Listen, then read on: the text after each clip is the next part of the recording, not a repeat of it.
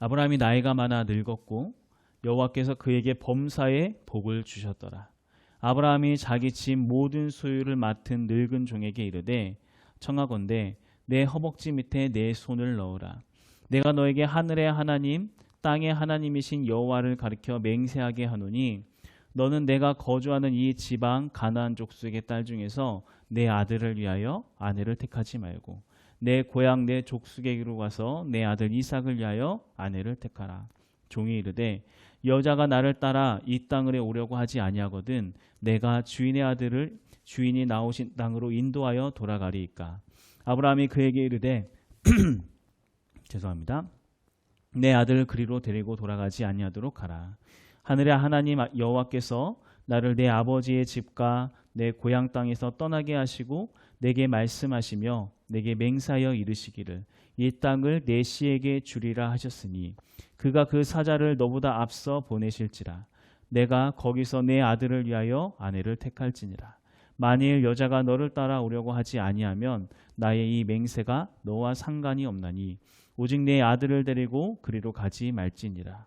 그 종이 이에 그의 주인 아브라함의 허벅지 아래에 손을 놓고 이 일에 대하여 그에게 맹세하였더라.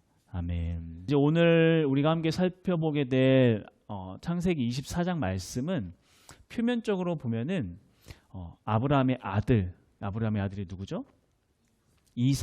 이삭의 아내를 구해오는 그런 과정에 대해서 이제 이야기가 나오고 있는데 이게 표면적인 이야기는 그런 이야기지만 그 이야기를 통해서 이 창세기가 정말 하고 싶은 메시지는 무엇인가?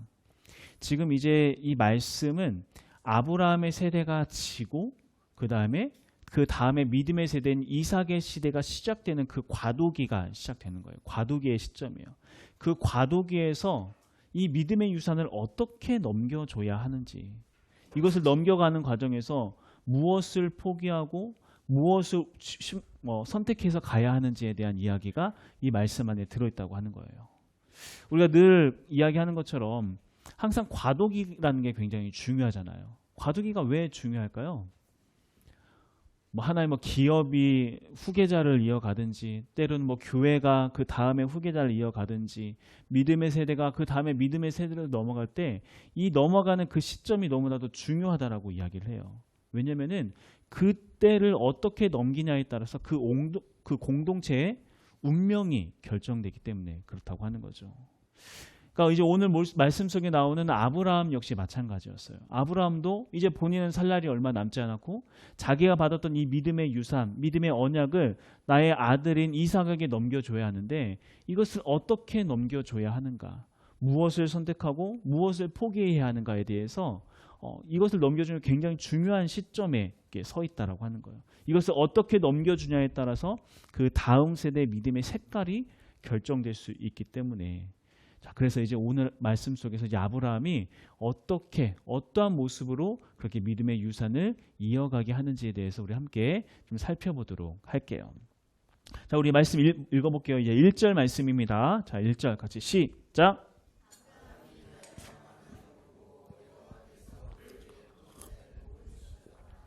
자, 1절에서 하나님께서 아브라함에게 범사에 복을 주셨다라는 말로 도착했네요.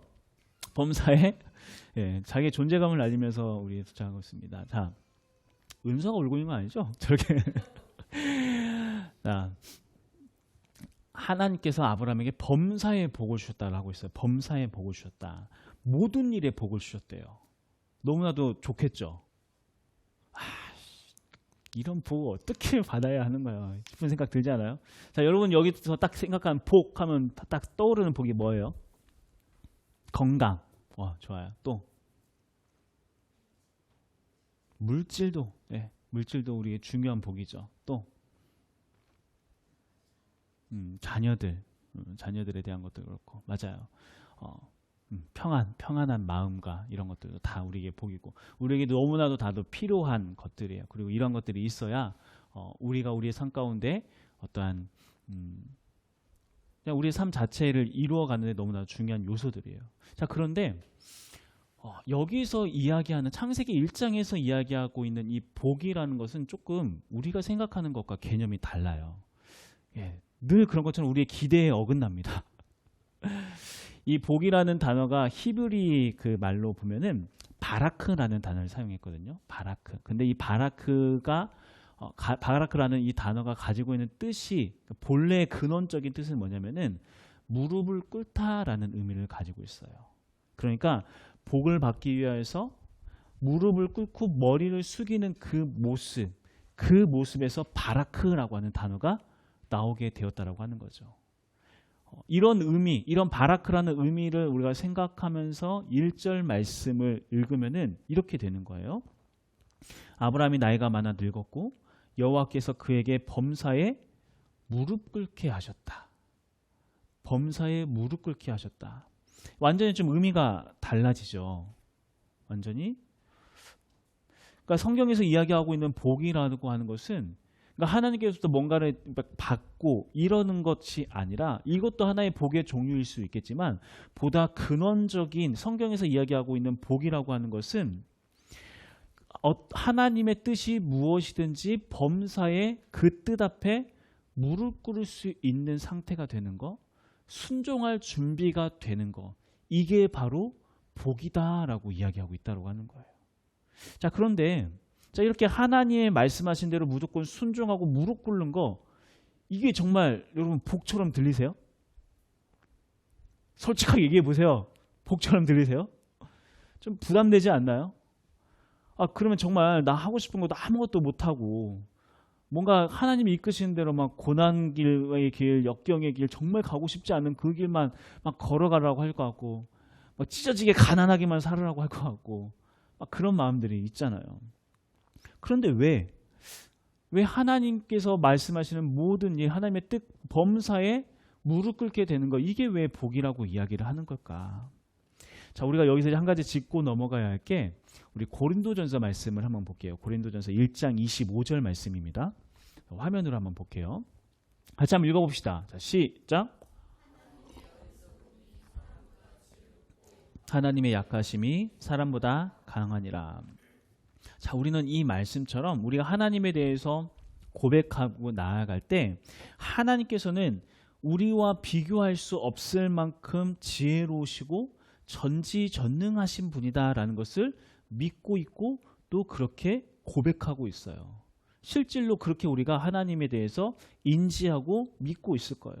자, 그렇다고 하면 우리가 생각하는 어떤 판단, 우리가 하는 어떠한 선택보다 하나님의 선택이 더 옳고 좋은 선택이라는 것 또한 우리는 인정할 수 있어요. 이 말씀을 정말 그대로 믿는다고 하면. 자, 혹시 여러분들 중에 하나님보다 더 좋은 선택을 할 자신이 있으신 분 혹시 계시나요? 여러분들의 인생 속에 있어서 하나님이 하신 선택보다도 더 좋은 선택을 할 수 있다. 혹시 그런 자신 있는 분 혹시 계시세요? 계시세요는 뭐죠? 계세요? 없죠. 하나님의 선택이 가장 지혜롭고 가장 옳고 가장 빠른 길일 것이다. 우리는 다 알고 있어요. 하지만 막상 우리가 실질적인 그 선택의 그 순간 앞에 서면은 하나님의 뜻대로만 살아간다고 하는 게 이게 굉장히 우리에게 부담으로 다가오는 게 사실이에요. 이론상으로는 하나님의 판단이, 하나님의 선택이 절대적으로 옳다라는 건 인정하지만 문제는 우리 눈앞에 있는 이 현상밖에 좀 바라보질 못하잖아요. 그런데 하나님께서는 그 모든 것들, 마치 우리가 건물 높은 곳에서 밑에를 바라봤을 때 저 사람이 저쪽으로 가면 누굴 만나겠네? 저쪽으로 가면은 누구 되게 좋은 만남이 있겠네? 라는 것을 딱 볼 수 있는 것처럼 하나님 또한 우리의 모든 것들, 과거, 우리의 지금 현재와 이 모든 것들을 다 지켜보시면서 이렇게 가면은 얘한테 더 좋겠구나. 이렇게 가면은 위험하니까 돌아가게 해야겠구나. 이 모든 것을 다 지켜보고 그래서 우리에게 그러한 시선을 가지고 우리에게 지시를 하시지만 우리는 늘 내 눈앞에 있는 것밖에 보지 못하기 때문에 이 시선의 이 차이 때문에, 이 수준 차이 때문에 하나님께서 우리에게 요구하시는 것을 우리가 그대로 순종하는 게 우리에게는 너무나도 벅차게 느껴질 때가 많이 있다라고 하는 거예요.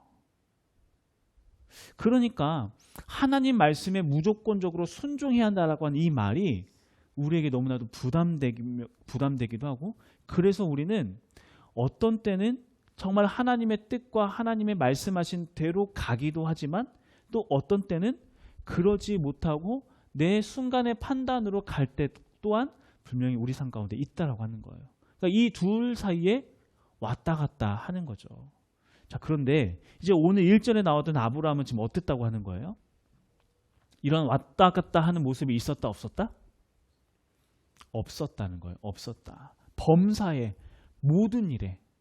즉 아브라함은 하나님의 뜻과 선택이 옳다라는 것, 그게 가장 빠르다라는 것을 이론적으로 알았을 뿐더러 기꺼이 그것을 실천할 수 있는 신앙의 단계까지 이제 이르게 되었다라는 것을 의미하고 있다라고 하는 거예요. 하나님의 뜻이 옳다. 하나님께서는 모든 것을 합력하여 선을 이루실 수 있는 분이기 때문에. 자, 그리고 그런 아브라함의 신앙의 상태를 신약에서는 이렇게 표현을 합니다. 요한복음 15장 5절 말씀인데 우리가 너무나도 잘 아는 말씀이에요. 자, 읽어봅시다. 자, 시작.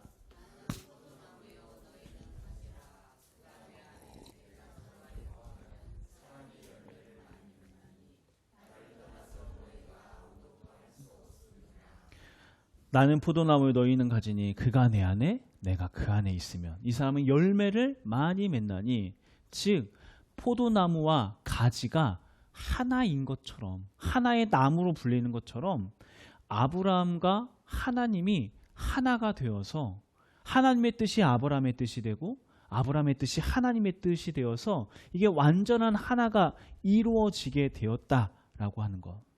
즉 아브라함은 하나님을 소유한 사람이 되었고 하나님은 아브라함을 소유한 사람이 되었다고 하는 거예요. 그러니까 범사에 순종할 준비가 되었다라고 하는 것은 결국 뭘 의미하는 건가? 하나님을 소유한 자가 되었다는 것을 의미하고, 그러기 때문에 그 삶이 복되다라고 이야기하고 있는 겁니다. 하지만 분명히 그렇게 하나님과 하나가 되었고 하나님의 뜻대로 모든 것을 순종할 준비가 되어 있음에도 불구하고 그렇게 아브라함이 자기의 삶 가운데 하나님의 뜻 가운데 완전히 무릎 꿇기 위해서는 거기에 합당한 대가를 꼭 해야 할 믿음의 결단을 통과해야만 했어요. 자, 아브라함에게 있어서 그 아브라함이 반드시 치러야 할 믿음의 대가는 무엇이었는가? 그게 바로 자기 아들 이삭의 결혼 문제였습니다. 결혼. 자, 이때 이삭의 나이가 40살 정도 된 걸로 보이거든요. 40살. 자, 지금도 40살이면 한창 결혼 정년기죠? 40살이면. 근데 지금은 그렇지만 이 당시에는 뭐 거의 그 여성분들 같은 경우에는 초경만 떼면 바로 결혼할 정년기가 되었다라고 이야기하는 그런 시대인데, 그런 시대에 40살이라고 하면은 결혼 정년기를 놓쳐도 정말 많이 놓친 그런 상황이었을 거예요. 자, 더군다나 아브라함 나이가 지금 많아요, 적어요? 자, 이삭이 40이면 아브라함은 몇 살이에요? 아브라함이 이삭을 몇 살에 낳았죠? 100살에 낳았잖아요. 자, 그러면 이삭의 나이가 40살이에요. 그러면 몇 살이에요? 100 더하기 40은? 우리 수학 선생님 앞에 두고 제가 이러고 있습니다. 죄송합니다. 아브라함 나이가 적지 않았다는 거예요. 아브라함의 나이가. 그러니까 그 적지 않은 나이에 더 조바심 생기지 않았을까요? 더군다나 아브라함은 이삭을 통하여서 이 하나님의 언약을 이어가야 할 책임도 있는데도 불구하고 그때까지도 결혼하지 못하고 있는 자기 아들을 보면서 우리랑 똑같은 마음으로 조바심이 생길 수밖에 없었다라고 하는 거죠. 그런데 그런 상황 속에서도 아브라함은 경거망동하지 않습니다. 자, 3절과 4절 말씀 볼게요. 3절과 4절. 자, 시작.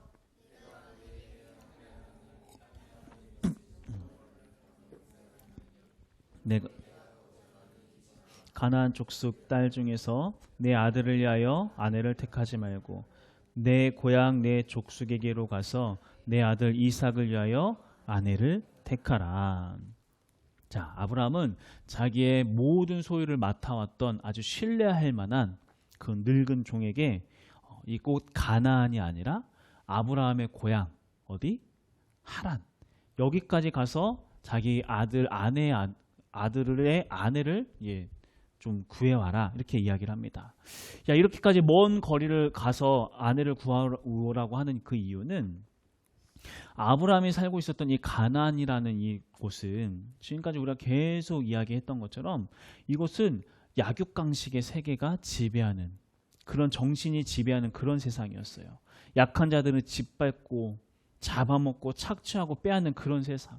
그러니까 오직 힘의 논리로만 돌아가는 그런 세상이 바로 가나안이었다고 하는 거죠.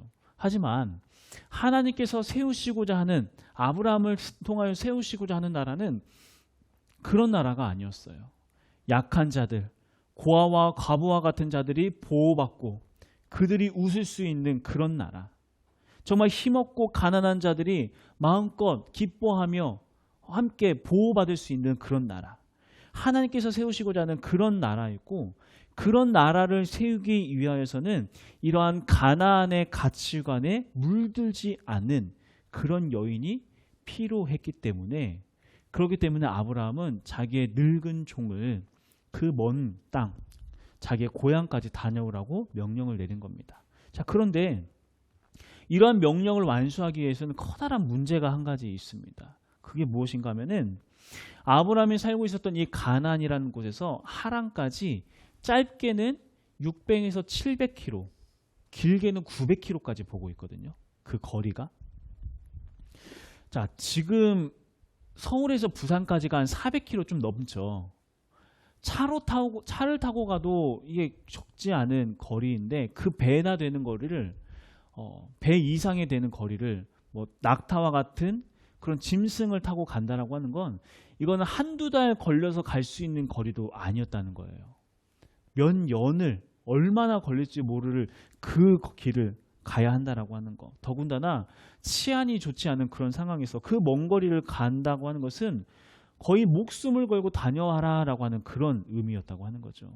또 거기다가 자 혹시라도 거기 잘 도착했어요. 그래서 이상의 신부감을 찾았다고 한들 다시 돌아와야 하잖아요. 그 먼 거리를 다시 돌아와야 하는데 이때는 또 누구를 데리고 와야 돼요?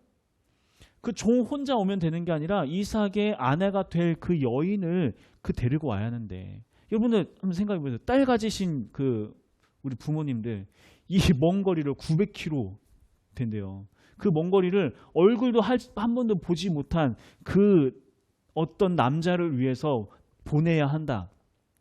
뭐 축복하면 보낼 수 있겠죠?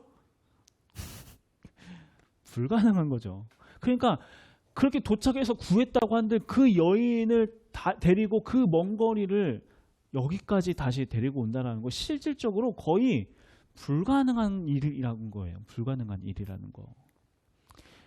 자, 그래서 이제 아브라함의 명령을 받았던 종이 이건 아무리 생각해도 이것은 이거 누가 따라오겠어. 내가 거기까지 갔다고 한들 누가 그냥 아브라함 이런 사람이 있습니다. 이 말 듣고 누가 여기까지 따라오겠어. 그런 고민이 드니까 그런 생각이 드니까 그 종이 이렇게 이야기를 하는 거예요. 자, 5절 말씀이에요. 읽어볼게요. 시작. 종이 이르되 여자가 나를 따라 이 땅으로 오려고 하지 아니하거든 내가 주인의 아들을 주인이 나오신 땅으로 인도하여 돌아가리이까.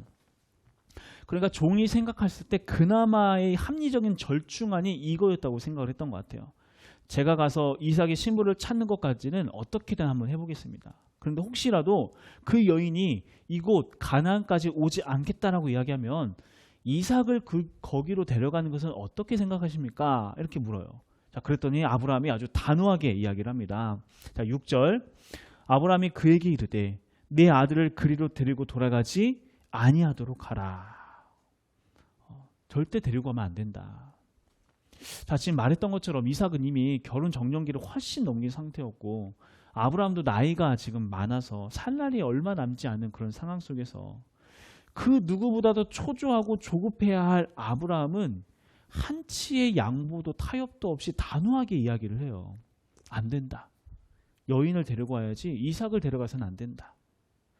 자, 왜 이렇게까지 단호하게 이야기를 하는가? 자, 7절 말씀 읽어봅시다. 시작. 하늘의 하나님 여호와께서 나를 내 아버지의 집과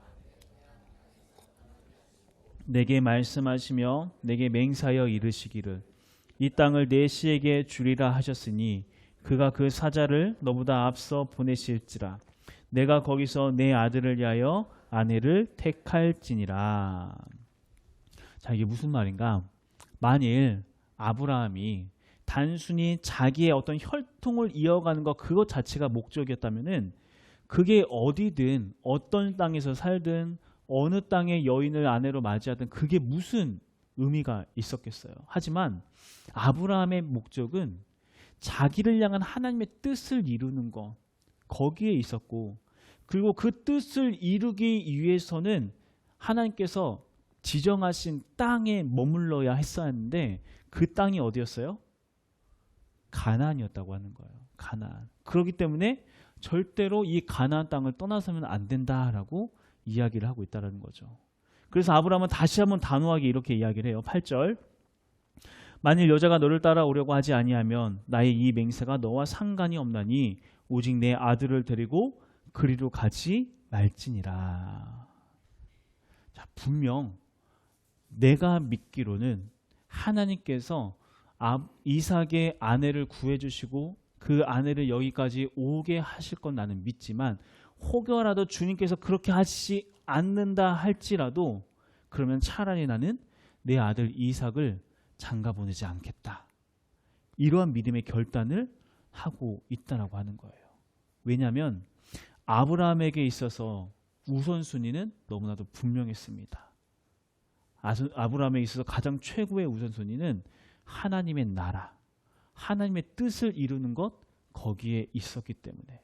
자, 그런데 이러한 아브라함의 고백이 다른 성경의 또 다른 어떤 이들의 고백과 참 많이 닮아 있지 않나요? 생각나면 혹시 있지 않습니까? 다니엘서에서 다니엘의 세 친구들이 이런 이야기를 했죠. 그 풀무불을 앞에 두고 왕의 신상 앞에 절하라, 살려줄 테니. 그랬더니 그들이 했던 이야기가 뭐예요? 하나님께서 왕의 손에서 우리를 능히 구해주실 줄 우리는 믿습니다. 하지만 혹시 그렇지 않다 하더라도, 그리 아니하실지라도 우리는 그 신상 앞에 절하지 않겠습니다. 이 다니엘의 세 친구의 그 믿음과 아브라함의 믿음이 닮아 있다라고 하는 거예요. 이게 닮아 있다라는 것은 뭘 의미하는 걸까요? 결국 성경에서 지향하고 있는 믿음의 단계, 우리의 믿음의 목표점은 바로 여기에 있다라고 하는 거예요. 그리 아니하실지라도 나는 그 앞에 타협하지 않겠습니다. 절하지 않겠습니다. 왜냐하면 나는 내 목숨 사는 게, 내 목숨을 이어가는 거 그게 내 삶의 목적이 아니기 때문에, 내 자손을 이어가는 거 그게 내 삶의 목적이 아니기 때문에 하나님과 하나가 된 자로서 하나님의 뜻을 이루는 것이 나의 뜻이고 하나님의 나라를 완성하는 것 그게 나의 일이기 때문에, 나의 사명이기 때문에 나는 기꺼이 그것을 위하여 다른 것들을 내가 포기하겠습니다. 자, 그러한 아브라함의 결단을 보고 9절. 그 종이 이에 그의 주인 아브라함의 허벅지 아래에 손을 놓고 이 일에 대하여 그에게 맹세하였더라. 종은 그 굳건한 아브라함의, 자기 주인 아브라함의 의지를 다시 한번 확인하고 내가 그대로 행하겠습니다. 맹세하고서 이제 이삭의 아내를 구하러 떠나는 그런 모습으로 통해서 이제 오늘의 이야기가 마무리가 됩니다. 자, 처음 이야기했던 것처럼 지금의 장면은 아브라함에서 이삭으로 믿음의 언약이 넘어가는 그 과도기의 과정에 있는 그런 상황이었어요. 아브라함이 이때 무엇을 넘겨주는가, 어떤 모습으로 신앙을 지켜나가는가, 이게 그 다음 세대의 믿음의 계보를 이어가는 데 굉장히 중요한 역할을 하는 바로 그 시점이었다고 하는 거죠. 자, 이러한 시점에서 아브라함은 지금 이삭에게 무엇을 넘겨주고 있는 건가? 범사의 복을 받았던 아브라함, 즉 범사에 하나님의 뜻에 무릎을 꿇을 수 있는 그 신앙의 성숙함을 이루었던 이 아브라함은 이 세상의 시간표에 더 이상 얽매이지 않는 모습을 보여주고 있습니다. 그렇기 때문에 조급함으로 성급하게 행동하지 않아요. 우리가 알게 모르게 이 세상에 정해놓은 시간표에 따라서 우리가 생각하면서 우리가 그 앞에서 조급함이 생길 때 너무나도 많이 있거든요. 몇 살 때는 뭐 해야지. 몇 살 때는 뭐 해야지. 이 정도 되면은 얼마 정도를 모아하고, 저 정도 되면 얼마 정도를 모아하고, 이 정도 되면 공부는 어느 정도 해서 수준을 어느 정도 높여야 하고, 이 정도 되면은 어느 정도 해야 하고, 어느 정도 해야 하고. 그 누가 정해놓은 건가요? 세상의 관념 속에서 정해진 그 시간표에 따라서 우리 자신들이 너무나도 조급하게 살아가면서 그 조급함 때문에 이거 해야 하나? 저거 해야 하나? 지금 이거 해야 하나? 허둥지둥할 때가 너무나도 많이 있다고 하는 거예요. 하지만 아브라함은, 하나님과 하나가 되었던 아브라함은 이 세상의 이 시간표에 연연하지 않아요. 비록 자기의 목숨이 얼마 남지 않았다 하더라도 그 세상이 정해놓은 시간표에 휘둘리지 않습니다. 오직 아브라함을 움직이는, 아브라함에게 있어서 선택의 기준은 무엇이었는가? 하나님밖에 없었다고 하는 거예요. 하나님. 어떻게 하는 것이 하나님의 뜻인지, 자기에게 주어진 하나님의 언약을 이루기 위해서 내가 무엇을 선택해야 하는 건지, 이것만 생각했고, 이렇게 범사에 하나님 앞에 무릎을 꿇을 준비가 되었던 그 모습을 바라보면서 성경에서 이렇게 평가했다고 하는 거예요. 여호와께서 그에게 범사에 복을 주셨더라. 자, 우리들 또한 우리가 이 세상을 살아가다 보면 크고 작은 선택을 하게 되잖아요. 그런데 항상 선택하기에는 포기라는 게 따라오게 돼요. 하나를 선택하면은 다른 하나는 포기하게 되는 게 당연한 이치입니다. 무엇을 선택하고 무엇을 포기할 것인가? 어디에 그 선택의 기준을 둬야 할 것인가? 믿는 우리들은 당연히 하나님의 뜻에 그 기준을 둬야 할 거예요. 하지만 이야기했던 것처럼 이게 참 쉽지가 않아요. 이론상으로는 너무나도 잘 알죠. 하나님의 뜻대로 가는 것이 최선이고 최고의 방법이다. 하지만 그것을 실천하기 위해서는 정말 쉽지 않은 믿음의 결단을 해야 해요. 자, 도대체 우리는 어떻게 해야 아브라함처럼 오직 하나님께서 말씀하신 그 범사에 무릎 꿇을 준비가, 무릎 꿇을 수 있는 이 행동이 우리 가운데 나올 수 있는가?